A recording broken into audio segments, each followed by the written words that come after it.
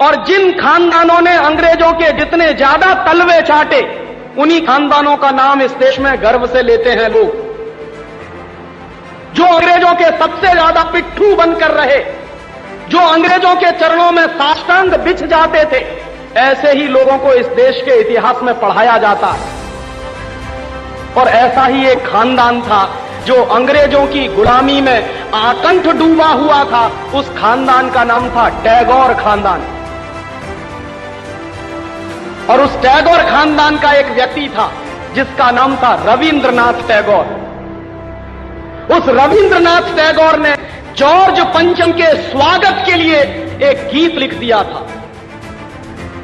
और ना सिर्फ उस आदमी वो गीत लिखा, बल्कि कलकत्ता में जब जॉर्ज पंचम पहुंचा और उस भरी सभा में जहां लाखों लोग उपस्थित थे, हिंदुस्तान की गुलामी का गीत गाया गया और ब्रिटेन के राजा का सम्मान किया गया। और यह काम रविंद्रनाथ टैगोर ने अपने मुंह से किया। और वो गीत कौन सा था जो रविंद्रनाथ टैगोर ने इंग्लैंड के राजा की स्तुति का गान करते हुए लिखा था? वो गीत वही है जिसको आप कहते हैं जनगण मन अधिनायक जय हे भारत भाग्य विधाता। बहुत शर्म आती है मेरे जैसे आदमी को जब वो गीत गाने के लिए कोई मुझे कहता है कि ये गाओ। क्यों गाएं उस गीत को? रविन्द्रनाथ टैगोर तो चापलूसी करते थे अंग्रेजों की, रविन्द्रनाथ टैगोर तो चाटुकार थे अंग्रेजों के, और रविन्द्रनाथ टैगोर तो साइकोफेंट थे अंग्रेजों के। इसलिए उन्होंने अंग्रेजों के राजा के सम्मान में वो गीत लिखा था। मैं तो नहीं हूं, मुझे तो अंग्रेजों की चापलूसी से कोई मतलब नहीं है। मैं तो अंग्रेजों का उससे ज्यादा विरोधी हूं जितना कोई हो सकता। लेकिन मेरे आजाद देश में उस गीत को बार बार गवाया जाए, यह मेरा राष्ट्रीय अपमान का प्रश्न है। और जिस गीत को अंग्रेजों के राजा जॉर्ज पंचम के स्वागत में गाया था रविन्द्रनाथ टैगोर ने, वही गीत 5 दिन पहले दिल्ली के एयरपोर्ट पर गाया गया महारानी के सम्मान में। आपने कभी ध्यान दिया है उस गीत के शब्द क्या हैं और उन शब्दों का मतलब क्या है? जनगण मन अधिनायक जय हे, हिंदुस्तान की जनता के मनों के अधिनायक तुम्हारी जय हो, ये मतलब है।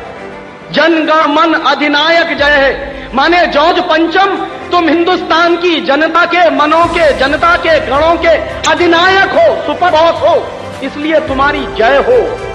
ये रविन्द्रनाथ टैगोर गा रहे हैं। भला इससे ज्यादा चाटुकारिता का दूसरा कोई प्रमाण मिल सकता? इससे ज्यादा साइकोफेंसी का दूसरा कोई प्रमाण आपको मिल सकता? और दूसरी लाइन है जनगण मन अधिनायक जय है भारत भाग्य विधाता, माने तुम भारत के भाग्य विधाता हो, माने हमारा भाग्य तुम लिख रहे हो।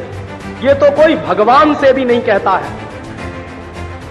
लेकिन रविन्द्रनाथ टैगोर ने तो हिंदुस्तान के साम्राज्यवादी राजा का प्रतीक जो जॉर्ज पंचम था, उसको भगवान से भी ऊपर रख दिया था कि तुम तो भारत के भाग्य विधाता हो।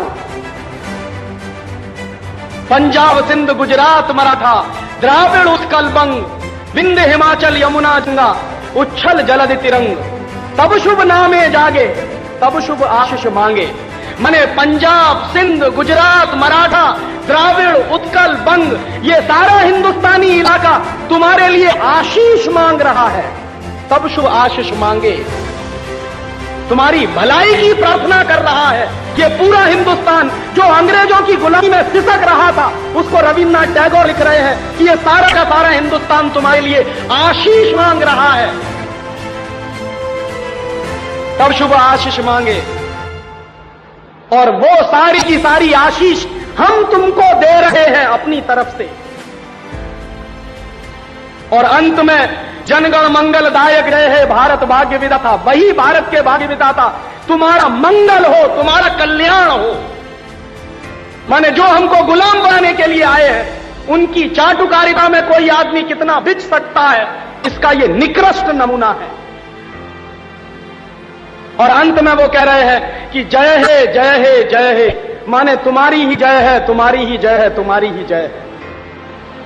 ऐसा गुलामी का प्रतीक गीत ये गुलामी के दिनों में गाया गया एक ऐसे हिंदुस्तानी की तरफ से जिसको शायद आप बड़े श्रद्धा की नजर से देखते हैं। और ये गीत जब गा दिया था उन्होंने और चरणों में बिछ गए